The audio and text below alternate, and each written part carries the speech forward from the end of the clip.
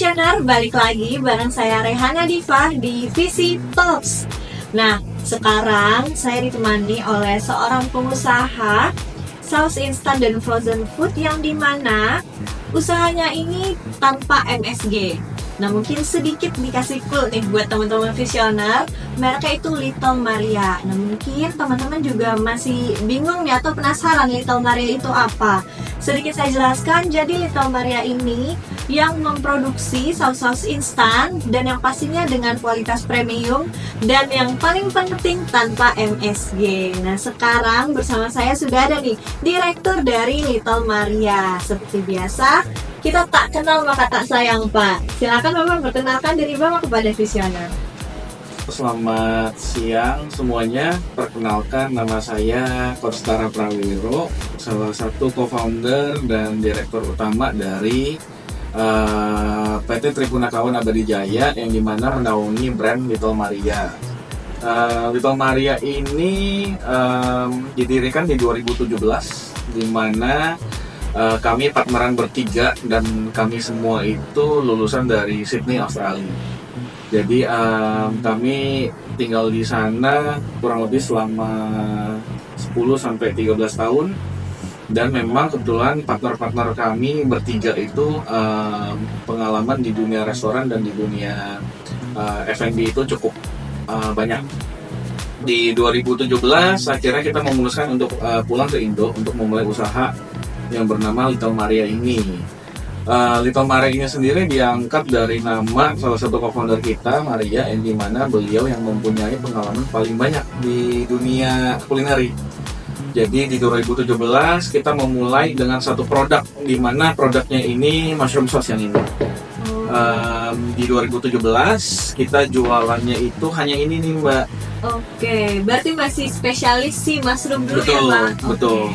Makanya kalau Mbak lihat di Shopee, Tokped dan lain-lain itu penjualan mushroomnya kita ini sudah puluhan ribu dari 2017-2018 dengan tingkat kepuasan 99,9%, 0,1% yang bintangnya di bawah 3, kurang lebih seperti itu. Cuma 0,1 ya, Pak? Gitu. Betul.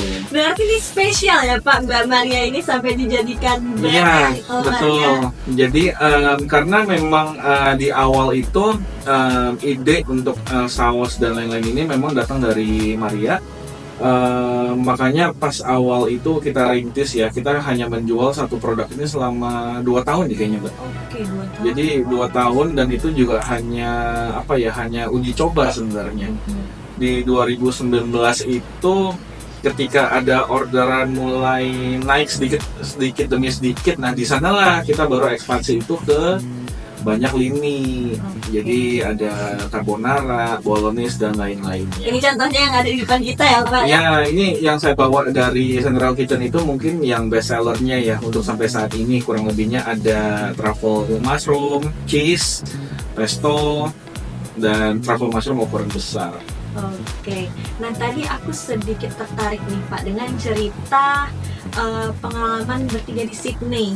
Nah, apa sih, Pak, yang bikin Bapak dan kawan-kawan ini merubah pandangan bahwa ternyata makanan sehat ini penting sehingga mendirikan Little Maria?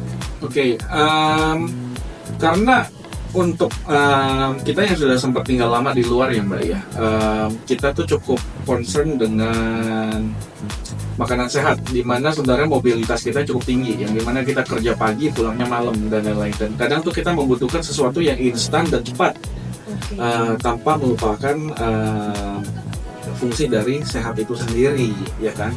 Jadi itulah salah satu alasan kenapa kita memutuskan untuk masuk ke dunia saus ini. Apalagi orang Indo kalau nggak ada saus nggak bisa makan ya, Mbak? Iya, betul sekali, Pak. Itu. Jadi kita memutuskan kenapa kita mulai di saus ini sih, Mbak. Gitu. Oke. Pak, gimana sih, Pak, Little Maria ini bisa berbeda dari saus-saus yang lainnya? Kalau untuk beda ya, mungkin kalau kita mau bahas pertama itu memang slogannya kita itu kan Little Maria made with love. Jadi setiap saus-saus yang kita produksi dan lain-lain itu memang sudah melalui proses istilahnya kurasi, R&D dan lain-lain itu sampai sedemikiannya, Mbak, sampai bisa kena nih ke lidahnya orang-orang Indo. Terus kedua, kualitas-kualitas yang kita pakai itu juga tergolong premium. Makanya untuk harganya kita bisa dibilang mahal, tapi sebenarnya nggak mahal loh Mbak. Jadi kalau untuk satu botol misalnya 70 ribuan, tapi ini kan bisa untuk sampai maksimal 6 porsi. Betul. Tuh. Terus perbedaannya lagi mungkin buat orang-orang Indo terutama ya Mbak, kita tuh sudah punya izin edar dari BPOM. Oke. Terus sertifikasi halal, itu juga ada semuanya. Jadi buat yang mau beli juga sebenarnya udah nggak perlu ragu ya, karena kan itu yang membedakan kita sampai saat ini. Oke. Nah Pak, yang menarik juga Little Maria ini tanpa MSG ya Pak. Betul. Nah, gimana sih Pak untuk mempertahankan kualitas tanpa MSG? Karena kan biasanya micin ini yang bikin enak loh Pak. Iya, betul. Jadi sebenarnya kalau misalnya kita mau gali lebih dalam ya Mbak, sebenarnya MSG itu bukan sesuatu yang buruk. Makanya terutama di Jepang itu sendiri kan yang kita kenal salah satu brand MSG itu kan Ajinomoto. Iya. Dan itu sebenarnya kan dibuat dari proses tanaman ya. Jadi kalau MSG itu bisa dibilang itu MSG natural sama MSG buatan. Nah kalau MSG natural itu biasanya itu sering ada di jamur dan lain-lain. Nah kita kasih contoh ya Mbak. Jadi misalnya di mushroom sauce-nya kita sendiri, ini sama sekali no MSG. Tapi karena kita pakai jamur fresh dan lain-lain, ketika kita masuk ke uji lab, yang terjadi adalah terdeteksi adanya MSG Mbak. Natural MSG. Makanya sering kita info ke customer bahwa produk kita ini semuanya no added MSG. Gitu loh. Jadi mungkin dari penonton atau reviewers juga mungkin bisa lebih paham ya terkait dengan MSG. Nah, kedua yang membedakan itu adalah yang bisa bikin saus-saus enak tanpa added MSG itu adalah kualitas produk-produk yang kita pakai. Tentunya berbeda kalau misalnya kita pakai bahan baku yang harganya 1.000 dengan bahan baku yang harganya 50.000. Jadi kita coba dengan pengalaman kita di R&D sebelumnya, kita coba sih jadi di trial ini untuk menciptakan sesuatu itu menggunakan bahan-bahan yang memang sudah bagus. Itulah yang membedakannya. Oke. Nah Pak, ini berarti kan Little Maria sudah berdiri dari tahun 2017. Ya. Nah dari selama tahun 2017 ini Pak, bagaimana sih Pak peningkatan kesadaran masyarakat Indonesia terkait dengan makanan sehat Pak? Oke. Kalau terkait dengan makanan sehat sendiri ya, jujur itu semua berubah ketika pandemi ya Mbak. Jadi satu hal yang kita coba edukasiin ke masyarakat sebelum pandemi itu adalah kita jualan saus loh, kita tanpa pengawet, tanpa MSG nih. Karena sebelum pandemi itu saus dan kondimen itu bisa dibilang itu masih blue ocean sekali, yang dimana tuh orang masih belum percaya nih Mbak untuk beli saus ya kan. Itu edukasi sangat berat. Tapi ketika setelah pandemi mungkin orang lebih concern dengan kehidupan sehat. Makanya kalau Mbak perhatiin tuh pas di zaman pandemi dan setelah pandemi itu tuh makanan-makanan sehat, salad dan lain-lain itu mulai pada berdatangan. Iya, betul. Subway, terus salad stop dan banyak pemain-pemain salad lokal lainnya. Jadi mungkin itu ya Mbak yang kita lihat trennya kesehatan itu dari sebelum dan sesudah pandemi itu sangat berubah sekali. Oke. Nah Pak, tadi juga sempat Bapak mention kalau memang untuk sosialisasi atau pengenalan masyarakat terhadap makanan sehat ini terjadi pada saat COVID. Nah, itu pasti tantangannya luar biasa ya Pak. Betul. Gimana sih Pak tantangan itu dapat Bapak jalani dengan baik sampai dengan tercipta nih produk yang awalnya cuma satu produk jadi beberapa produk Pak? Nah, jadi ceritanya itu dulu sebelum pandemi itu yang masak, bikin saus dan lain-lain itu kan kita sendiri Mbak. Kita coba masuk ke masih handmade semuanya, masih sendiri, masih homemade. Dulu karyawan juga cuma satu yang ngebantuin kita masak sendiri. Jadi masih ada Pak, by the way karyawan sekarang? Masih. Kebetulan karyawan saya itu umurnya sih udah hampir 60 saat ini, dan beliau adalah karyawan pertama kita. Jadi mungkin kalau bisa dibilang sebelum pandemi itu kita jualan saus itu bisa dibilang sehari jual satu aja udah seneng mbak. Ketika pandemi, tantangan terbesar itu sebenarnya lebih ke supply chain. Jadi di mana bahan baku yang sangat tinggi harganya. Dan justru pandemi lah yang merubah mindsetnya kita untuk menciptakan varian-varian lainnya. Karena pas pandemi itu saus kita meledak mbak. Karena kan pada PPKM ya, pada di rumah orang pada nggak bisa kemana-mana. Akhirnya mereka coba tuh saus-saus online. Nah di sana lah sebenarnya saus kita dikenal. Dari sana juga akhirnya pengurusan izin dan lain-lainnya kita lakukan di saat pandemi itu. Gitu. Oke, menarik sekali nih Pak ceritanya. Nah Pak, kira-kira apakah Little Maria akan berekspansi Pak dalam waktu dekat? Tentunya akan berekspansi ya Mbak. Jadi untuk plannya kita di 2024 quarter 4 ini sampai ke tahun depan itu kita akan melakukan ekspansi itu lebih ke arah diversifikasi produk. Jadi yang tadinya kita menjual saus, mungkin sekarang kita akan membuat menu-menu dan lain-lainnya itu yang akan kita jual melalui beberapa channel lah ya bisa dibilang. Jadi ekspansinya itu lebih ke arah produk-produk jadi sih kurang lebih. Oke, berarti ada makanannya ya Pak? Betul. Oke, jadi tidak hanya saus, tapi setelah ini Little Maria juga bakal mengeluarkan produk-produk baru berbentuk makanan ya Pak ya? Betul, iya. Instan juga Pak? Instan. Oke, nah Pak, kabarnya Little Maria ini akan melakukan layanan turun dana di platform sekuritas crowdfunding Visiku, betul Pak? Oke, kenapa Pak memilih sekuritas crowdfunding untuk berekspansi? Untuk dari kita sendiri, kita lebih memilih sekuritas crowdfunding itu karena satu, kita akan lebih banyak dikenal oleh masyarakat. Kedua adalah lebih ke arah kepercayaan, di mana mereka juga bisa melihat kinerja kita selama 2 tahun ke belakang dan plan apa yang akan kita lakukan ke depannya. Jadi itulah kenapa kita juga lebih memilih SCF ya, karena sebenarnya kan untuk pendanaan itu banyak bisa melalui bank, bisa melalui apa namanya, bisa melalui ini loh. P2P, sama yang ketiga itu kan sebenarnya bisa dapat pendanaan itu dari ini loh, apa yang biasa nge-invest ke startup itu Mbak. Oh iya.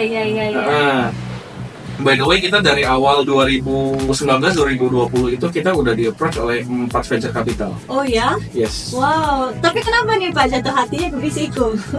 Karena satu, untuk di venture capital itu sendiri tentunya itu tugas dan tanggung jawabnya itu sangat berbeda dari pengalaman teman-teman kita itu. Banyak sekali yang akhirnya tidak selaras dengan visi dan misi mereka. Sedangkan dengan SCF itu sendiri kan kita bisa menentukan visi kita seperti apa, dan biarkanlah masyarakat yang percaya dengan visi kita, mereka yang akan membantu kita dengan misi ini. Seperti itu sih. Makanya kita masuk ke SCF. Karena kalau misalnya kita satu visi, satu misi, berarti kita satu tujuan ya Pak? Betul Mbak. Oke, nah Pak, apabila nanti telah dilakukan layanan turun dana dan ternyata kebutuhan dana itu terpenuhi, kira-kira nanti pendanaannya ini akan digunakan untuk apa? Untuk dananya sendiri, seperti yang tadi baru kita diskusiin ya Mbak, jadi kita akan melakukan pengadaan 10 gerobak makanan dengan electric scooter. Oh, berarti yang bisa jalan-jalan itu ya Pak? Oke. Jadi kalau Mbak lihat kan banyak sekali ya sekarang brand-brand minuman, kopi, teh dan lain-lain itu yang sudah seliweran di Jakarta. Dan sempat kita lakukan survei bahwa hampir rata-rata brand-brand yang sudah dikenal itu per gerobak itu selalu mencapai target Mbak. Wah. Selalu karena mereka ngejar customer ya Pak. Jadi apa yang customer butuhkan kita udah ada nih. Betul. Karena di era sekarang kita kayaknya udah agak sulit ya Mbak untuk menunggu bola datang. Iya. Kita harus jemput bola. Betul. Jadi karena kita kuat di saus dan di kondimen dan di sambal-sambelan, makanya kita akan melakukan diversifikasi produk tuh melalui catering ini Mbak. Jadi konsepnya itu mungkin nanti per gerobak itu kita akan ada 6-8 lauk. Oke. Di mana kita juga akan ada nasi yang udah siap Mbak. Jadi target market kita itu mungkin lebih ke gedung perkantoran, pangkalan-pangkalan ojol, terus sekolahan, kuliah, kampus-kampus, dan perkomplekan. Kalau kita mikirnya sebagai orang awam ya, kopi yang nggak semua orang minum aja bisa tembus target kok Mbak. Gimana kalau makanan yang enak, lezat, dan harganya masuk, ya kan? Jadi menurut saya ekspansi melalui SCF ini dengan pengadaan gerobak elektrik itu akan sangat membantu kita untuk mencapai visi kita ke depannya. Oke, nah itu dia teman-teman visioner, tadi udah sempet nih mendengarkan bagaimana penjelasan dari Pak Tara, dan juga Pak boleh di-spill gak sih Pak, apabila nanti listing di Visiku minimal investasi di Visiku nanti berapa itu? Minimalnya itu di per satu lembar itu kan di 100.000 ya Mbak, dengan minimal pembelian itu hanya di 2 lembar sih, jadi 200.000. 200.000 berarti Betul. udah bisa join ya Pak di... Betul. Wow. Dengan yang kita tawarkan itu selama 6 bulan itu di 9% Mbak. Oke, dalam 6 bulan. Jadi berarti ini untuk tenornya 6 bulan ya 6 bulan, Pak? betul. Berarti kalau misalnya dalam setahun ini 18% per annum. Betul. Wah, lumayan loh Lumayan, visioner. Lumayan banget. Lumayan. Mungkin Pak, untuk sebelum closing statement, kira-kira Bapak boleh mengajak nih para teman-teman visioner semua untuk join di Little Maria. Yuk Pak, boleh diajak untuk teman-teman semua.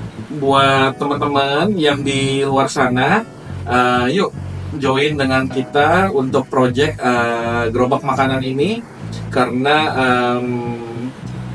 kalian harus tahu dan kalian harus percaya bahwa kita ini memang berpengalaman di bidang saus dan kondimen. Jadi untuk menu-menu jadi dan lain-lainnya itu yang akan kita hidangkan, dijamin kelezatannya, dijamin harganya, dan lain-lainnya. Tentunya juga kita juga akan bertanggung jawab penuh dengan dana yang telah kalian investasikan. Baik, itu dia visioner, sedikit obrolan kita dan diskusi dengan Little Maria. Jangan lupa untuk teman-teman visioner, apabila nanti Little Maria sudah listing, boleh langsung kepoin di website Visiku, hanya di visiku.co.id. Dan jangan lupa investasi, hanya dengan 200 ribuan kamu sudah menjadi pemilik bisnis dari Little Maria. Sampai jumpa di podcast selanjutnya, bye!